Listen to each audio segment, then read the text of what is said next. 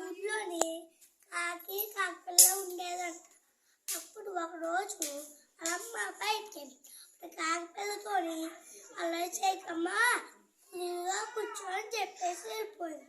అప్పుడు కాకపిల్ల వెళ్ళిపోయిన తర్వాత అప్పుడు కాకపిల్ల అటు ఇటు దూకుతూ నీళ్ళు పోగొట్టేసి అప్పుడు కొంచెంసేపు కాకపిల్ల అలసిపోయి తోహో తోహో అనుకుంటా పడుకుని పోయి మంచమే. అప్పుడు ఆ మూడు ఎవరన్నారు పక్కింటి ఉన్న ముసలి కాకి వాళ్ళ ఇంటికి వచ్చి ఎందుకు మూలుకున్నా అన్న. నేను అటు ఇటు దూకుతూ నీళ్ళు పోగొట్టేసుకున్నాను అన్న. అప్పుడు ఆ ముసలి కాకి వాళ్ళ ఇంటికి వెళ్ళి నీళ్ళు తెచ్చి కాకపిల్లకి ఇచ్చింది.